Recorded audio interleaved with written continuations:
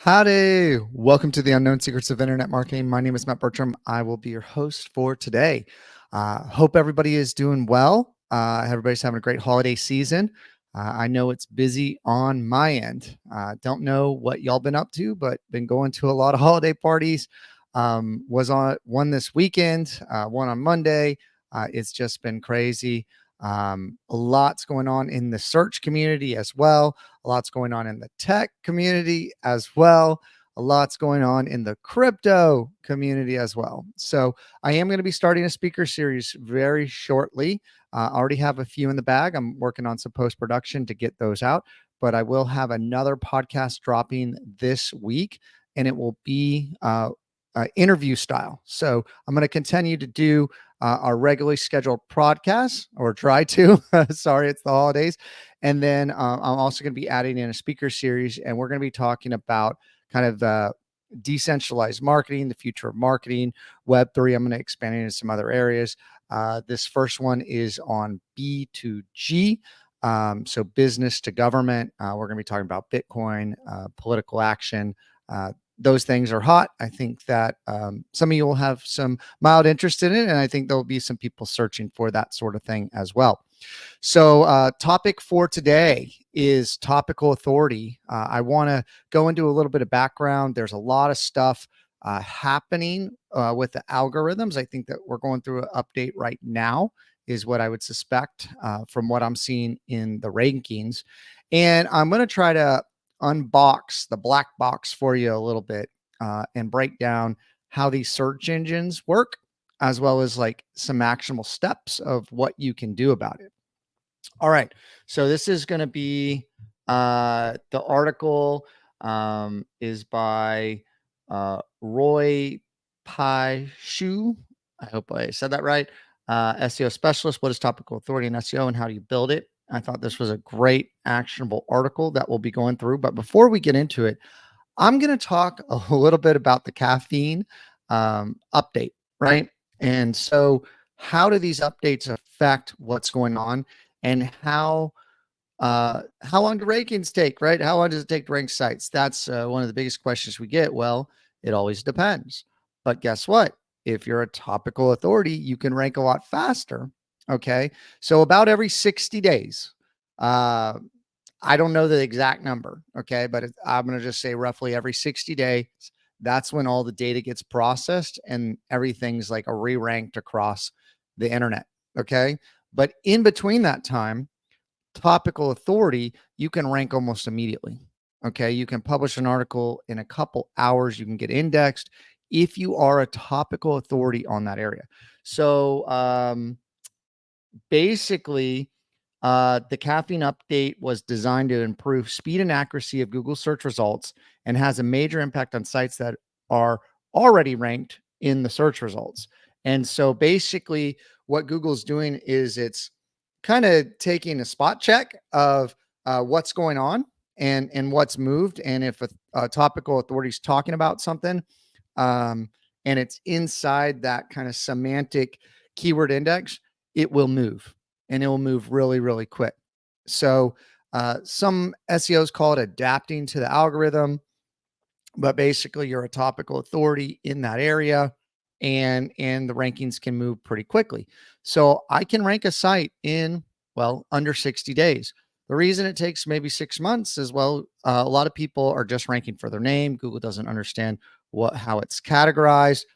You're leaving in a little bit of room for getting things set up. Scope creep. I encourage 1 month to get everything the way you need to see it.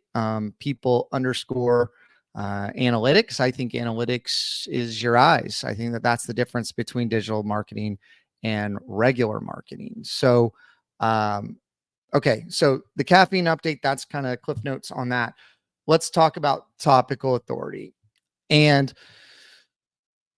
I am starting to do trainings. And it's funny, I started coaching a few agencies, and there's so much to unpack, and it takes a lot longer than a few meetings. And so I'm going to be starting a small business coaching program as well as an advanced agency training program. One of the things that I'm going to really go into is really explain how search engines work. Because I think if you're doing SEO, that's a great place to start, right? And you know, all these different tactics and tricks and stuff like that. Like I'm going to do a podcast hopefully next week about, well, local SEO and why is it such big business for people pushing these NAP citations, $20 to view or to monitor and kind of push signals for a certain listing per month. And these big enterprise clients that I'm starting to work with are absolutely paying it. So a lot of where my time is going and why I haven't done these podcasts as consistently, and I did get one out last week. I did 4 other podcasts for that previous week, plus getting work done, plus the holidays, right? So, um, you know, I I am finding that if I can carve off time and really dig into something, we can knock it out. And that's how a lot of how we do SEO. We allocate that time and you know, spoiler alert, I guess, not as many industries are as competitive as others. Some are more competitive, of course. But when you're hiring an SEO agency, or if you're growing an SEO agency or search market agency or digital marketing or whatever you're doing, you need to do time allocation. And so typically what we do is we'll carve off, depending on, well, the client, into half day sessions, right? So we'll work on a site for half day straight. And that's really important because you start digging into it and you start making notes on what are the things that need to get fixed. And certainly there's some AI tools that are starting to be helpful. But you still got to have the strategy behind it. You got to still understand what's going on to guide it, right? And so we carve it off into about half day sessions. So depending on if you have a bigger retainer, it might be not a full day at one time. We don't typically do that, but half day sections. So uh, we make those changes and we see what happens, and then we go back in and do another round. And some are once a week, some are twice a month, some are 3 times a month, 4 times a month, right? So basically, one time a week, maybe up to a half day session, we'll work on a site and we'll track that. And I have tons of internal case studies, tons. And I really need to start publishing those. I'm going to probably start publishing those in some kind of insider group first, and then kind of push them out over time later. But there's a lot of emphasis on me and my team to create internal content. Okay. I'm rambling. I apologize. Let's jump into this. Okay. Want higher rankings and more traffic? This is an easy guide to explain topical authority and why it matters and give you actionable steps to build it. So, of course, I'm going to kind of skip through this and summarize, but, and also that is one big thing that the search engines are starting to do is everybody's attention span, because the shorts are so short. So you need to get to the point and put those answers up at the top where people can get it quickly. And then you can provide supporting evidence. So on page site structure, extremely important. Google's looking for, and the different search engines are looking for the answer. And also, all search engines work a little bit differently and they value different things, but Google is the king still. So we go based off of what they are doing. All right. So this whole first paragraph is just saying, hey, you want to rank higher? You want more traffic? Do this. And then defining what is topical authority. We looked at last week how kind of setting the stage of what are we going to be talking about. So building topical authority. Interestingly enough, it comes back to links. And I will tell you that you can rank a site with just internal links and outbound links. It doesn't have to be inbound links. You don't control that as much. Really, your focus should be doing a really good job and letting the search engines understand you. And then those outbound links will come. Now, later on, you can do some outreach. You can do some authority building, and you can generate those links that way. I would not encourage you to buy links. I'm not a big fan of that. I think that from what I've seen in the algorithms, basically, remember the concept of good neighborhoods and bad neighborhoods. So the bad neighborhood is a bunch of people that are like linking together and paying for links and all that sort of things. Now, some sites will push juice with higher, I guess, spam scores or what have you, but essentially that link juice will be dampened. Okay. And basically, link juice does have penalties from what I've found. And you don't want to get links from a site that is engaging in those kind of actions. That's a bad neighborhood. Right? So you want to make sure you're linking to good neighborhoods. So if someone's doing something kind of not sure, you don't want to link to them and you don't want them linking to you. And guess what? You don't want them linking to somebody that's linking to you, and you don't want to link to somebody that might be linking to somebody like that. Like you want to stay away from that. You want to stay in a good neighborhood. And that's something we can go into more, but it's a general concept in SEO of good neighborhoods and bad neighborhoods. And that's, uh, again, a short definition there. But topical authority, look behind density. Okay. Density of keywords, you know, uh, those tactics do not work, but it's semantically understanding a content cluster is really, really important. And I believe this article will get into that. All right. So we're talking about content marketing. We're talking about inbound marketing. We're talking about putting out your authority, your expertise, authoritativeness, and trust, and then having that come back to you. Now, Google even says a lot of this has to do with links. I have a tweet on that I need to share. But yeah, links are not going anywhere, but how you use them is really important. All right. So some of the questions. What is content marketing? Why is content marketing important? Top content marketing strategies. How to create content marketing strategies. Best content tools. Content marketing for local business. Content marketing for e-commerce. Content marketing for startups. What are the types of content marketing? So let's see how much of this we can cover in this article. This is quite an extensive article, but I'm going to kind of shortcut it for you so you don't have to read it yourself. I also always check on what's going on out there in the industry and what people are saying, what people are doing. And then I try to kind of aggregate that and then filter that and present that to you so you don't have to do it. I know that there's a lot of small business owners and there's a lot of enterprise clients that and I'm doing, again, a lot of stuff in the oil and gas space. So if you have any oil and gas clients, you need some help, it's a little different. Reach out. Happy to work with you. But here's the deal. All right. So we'll get into EAT: expertise, experience, authoritative, and trust. Right. So they add the extra E, the experience, showcasing that, proving that. Okay. The Google quality, Google search quality rater guidelines. These are basically people from, if you look into machine learning, are basically labeling content, high quality content, low quality content. I don't understand the labeling of like okay content. Like I think there's either high quality content or bad content, in my opinion, of how you're labeling it. And this is talking about the authorships coming back, expertise of the content creator, right? So doctor, your money, your life. I think there's a lot going on there. Authoritativeness is, who else is linking to you? Are you authority? Are you doing things that authority do? Are you speaking? Are you writing books? Are you talking to people? Are you sharing experiences? I think sharing experiences is, again, key, right? I think testimonials are fantastic as well.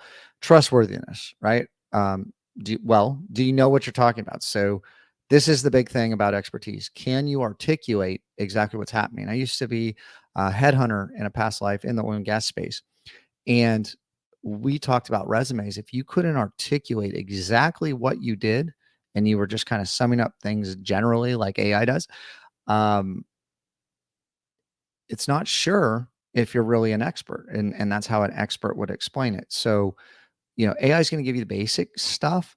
If you're an expert, you're going to dig down. And I can tell you, when I'm reading articles, I'm getting frustrated with what I'm reading out there because no one's really explaining stuff and people are just parroting what other people are saying, and they're giving you this kind of surface level information, and I'm not getting the answer solved. Like I actually stop writing for Forbes, stop writing for Entrepreneur because they basically were like not letting you go into detail. They didn't want that, right? They just kind of wanted a couple quick minutes, and there's some value in that, but I think spending the time building your own brand, and on your own site is more valuable long term. All right. Finally getting into it, 15 minutes in. So maybe this will be a longer podcast. Maybe we'll break it into two. I don't know. All right. Achieving topical authority is excellent for your SEO. More organic traffic, more quality. Yeah, there's a lot of reasons to do it. Higher rankings, improve social shares. So then there's an image here of a topic cluster, right? And how to put a cluster together. And basically the basics of SEO go into that. You're writing a lot of articles, topic-based research. You're focusing on different things, subtopics. Um, if you do those very tight kind of certain, what's the set keyword limit? I don't want to say it wrong, but you can get in the knowledge graph for those answers. That absolutely helps. I see a lot of sites starting to do that now. But here's the thing, Google can read the whole site and pull out a line too. So you just want to make sure that the crawlers can hit it. And so Core Web Vitals I'm seeing is starting to have a huge, huge impact right now. I think Google says it, and then like 2 years later or somewhere in between, it starts to have impact. So they certainly telegraph what's going on. So pick a topic of your focus, do keyword research. You all know how to do that. There's a lot of great tools out there. Google gives you, like, people also ask. You got Answer the Public. You got all this kind of stuff to build those topic clusters or get started on the things that you should talk about. You can even use AI to say, hey, what are the things that we should be talking about here?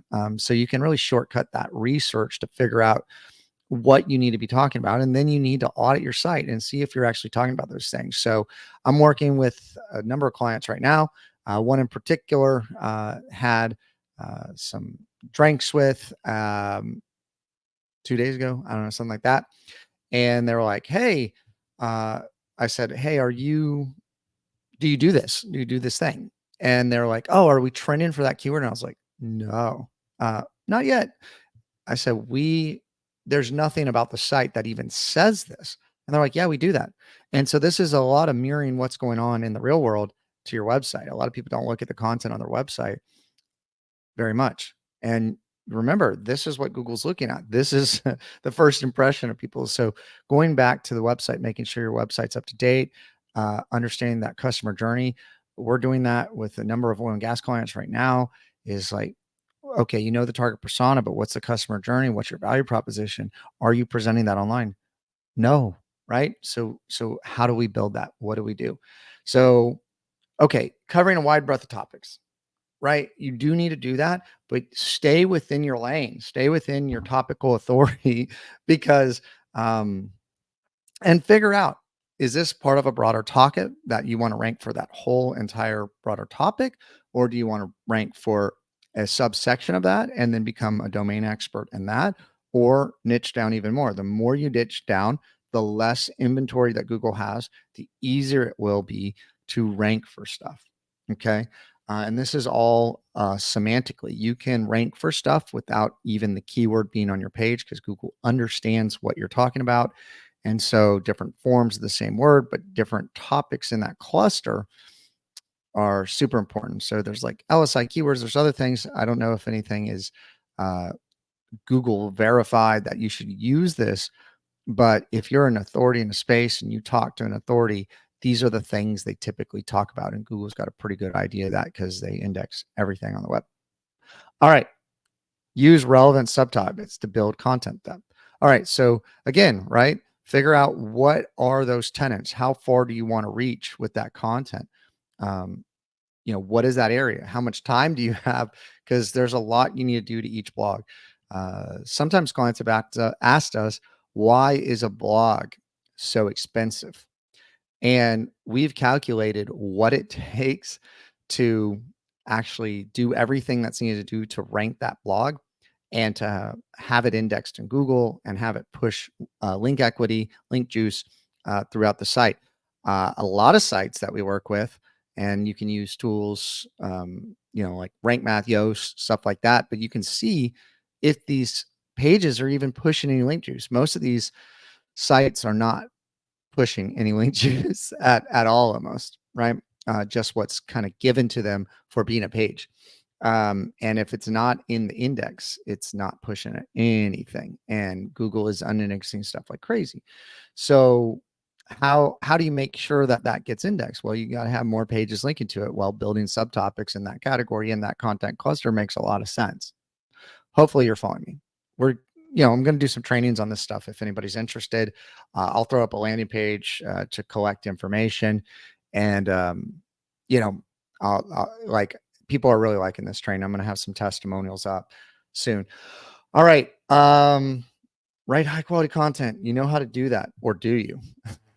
That could be a whole different topic, because I'm seeing a lot of stuff on how to structure content and topics. And I would tell you, there are things that I know that we need to do, and we're working on internal processes to improve those. So a lot of what I've been actually doing is recording internal trainings as I've been doing SEO on some of our client sites. And then we're using that as internal trainings that will then kind of rework and be releasing that to the public as, um, I guess, to the public training. And that's actually how this podcast started. For any of you that are longtime listeners know that, but this was before it was in vogue to do podcasts. This is how we disseminated information internally and to contractors. So we require them to listen to the podcast to make sure that anything that y'all hear, they know about, right?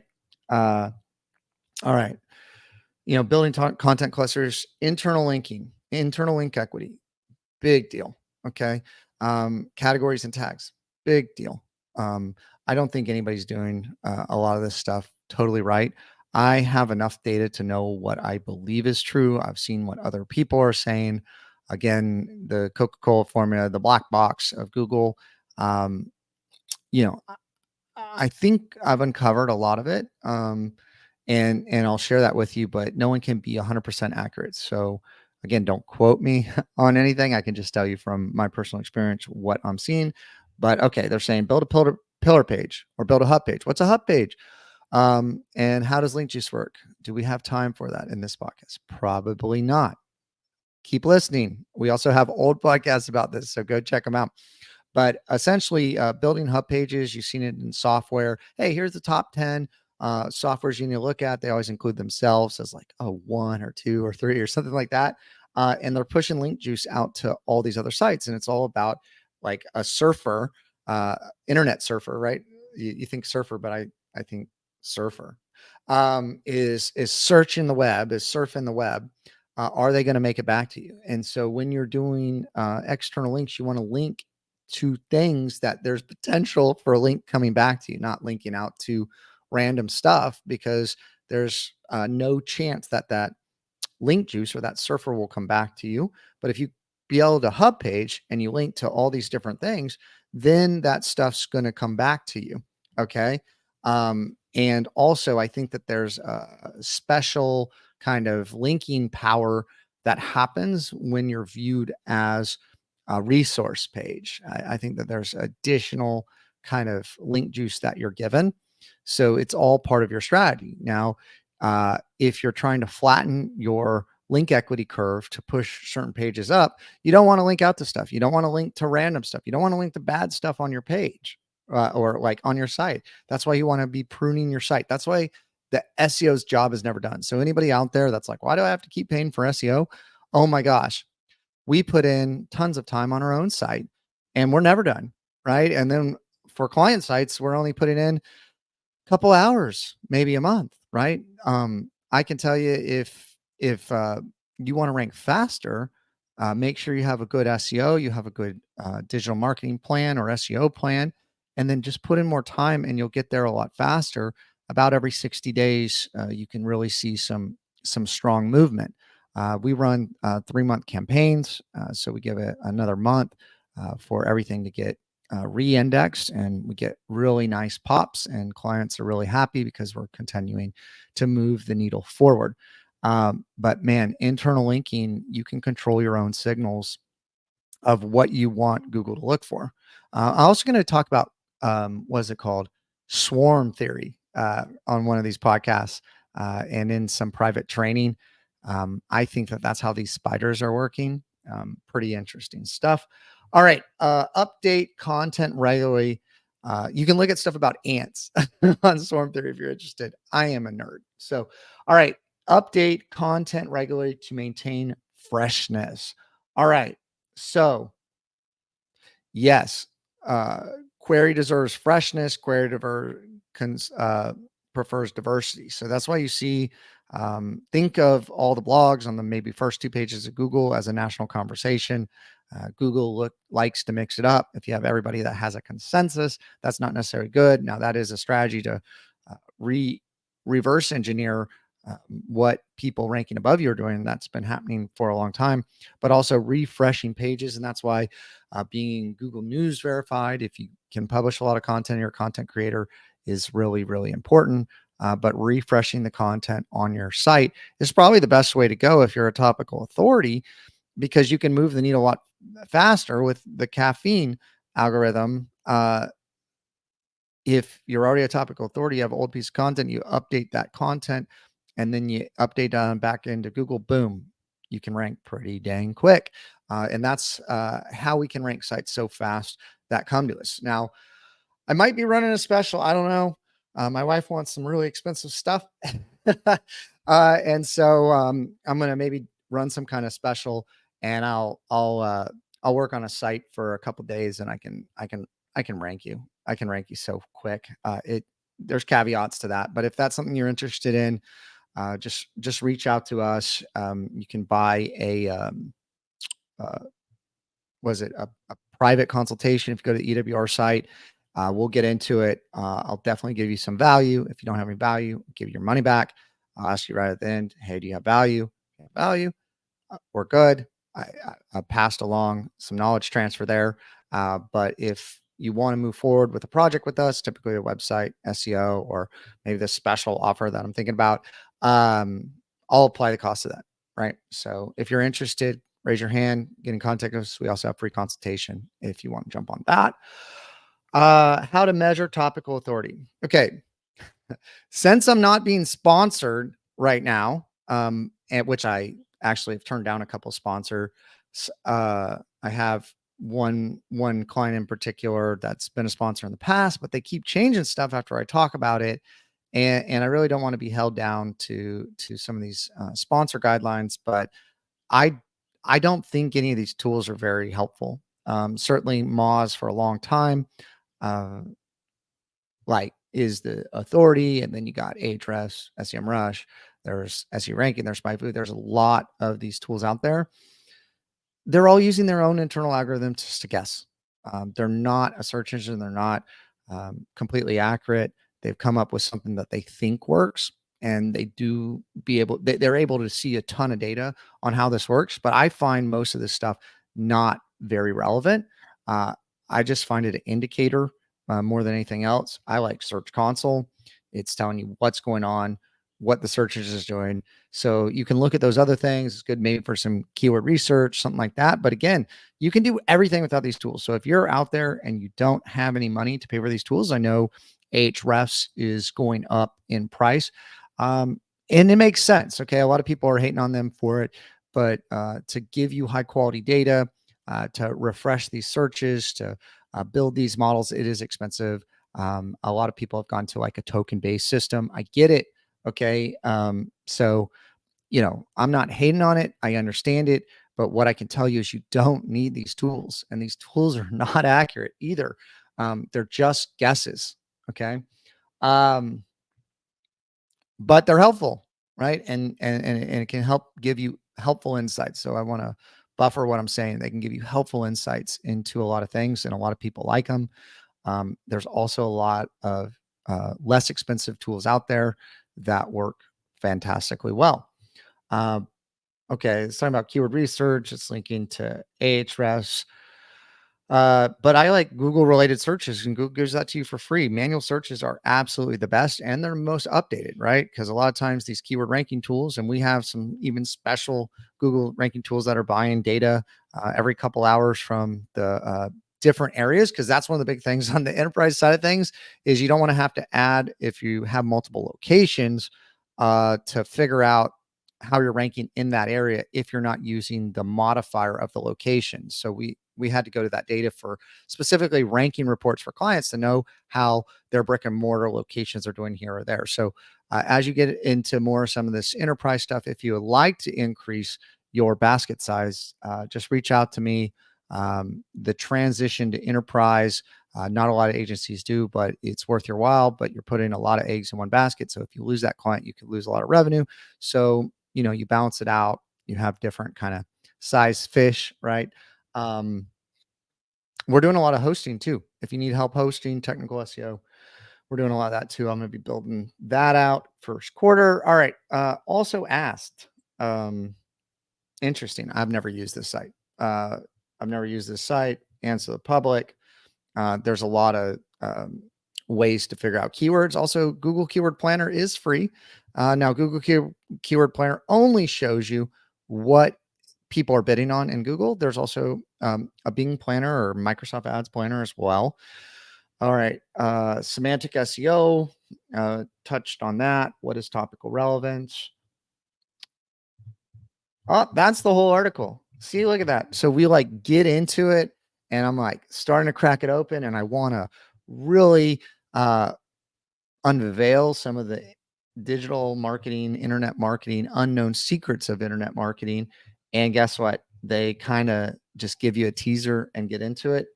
And some of this is how the Google used to look at web pages, and that's why these thin content updates, they got to be careful of older sites because guess what? Older content, and it's kind of maybe going back this way to a certain degree, is there was like one topic, and that was a blog, and then it was like turning a page right to the next page and you go into the next thing. So and then it moved to like these long form uh backlink code, Brian Dean, like huge tower pieces of content for the search engines, and again the pendulum swinging back to just give me the answer, right? And so I know Google even says it just um take however many words you need to answer that answer correctly. And then there's some things you need to think about for the search engine. But again, for the user, they know how people are searching and people are searching differently now. And if people are getting their answer, you want them clicking through your site. Okay, that's key. You don't want them hitting back. So you want to say, hey, and I see this a lot with Black Friday. We just got through Black Friday. I see this a lot. Great Black Friday sites. Hey, here's the answer to what you're looking for. Or here's the product or what you're looking for. Would you like some of these other products? Would you like some of these other information and getting them to click through? That's a teaser on tags, right? That how to navigate. And then it also helps with kind of training nodes for uh, some machine learning purposes. But hopefully you found that article helpful. Hopefully you found this article helpful. I'm going to go ahead and get this podcast pushed out.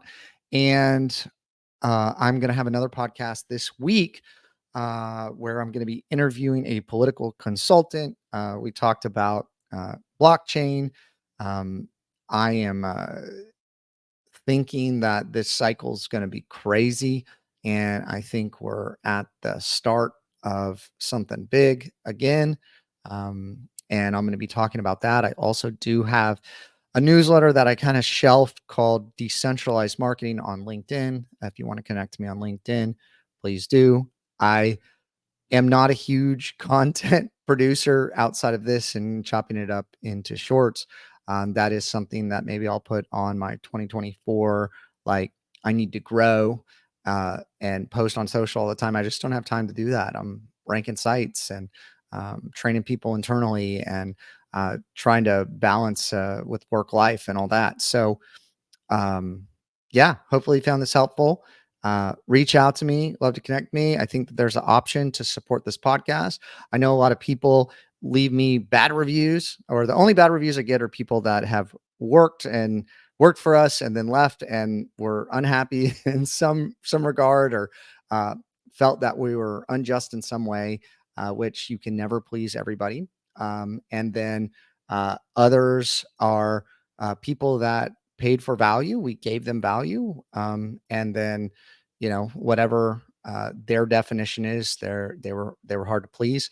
I do have some bad old reviews that I'm trying to do some reputation management on. So across whatever platform you use, please leave us a review if you find this valuable, but also if you just want to listen to the podcast and you're getting value from it, and you don't want to buy a profit plan, or you need us for services, and you want to support me, if you want me to produce more of this content, there's an option easily to like buy me a cup of coffee or whatever, and that would be great because I do this to share with the community and help educate people on all the misgivings that are going around in the SEO space, just trying to provide some clarity to that. And any support would be great because this is all really right now funded out of my own pocket, out of the agency's pocket. So,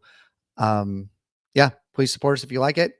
Uh, if you're looking to grow your online presence with the largest, most powerful tool on the internet, the all-seeing eye of Google, um, reach out to us. I would encourage you to set up a free consultation on our site. You can call us, but it's really better to get you in the system, to schedule an appointment, to understand what you're going to be talking about. So it's valuable for both parties. And until the next time, my name is Matt Bertram. Bye bye for now.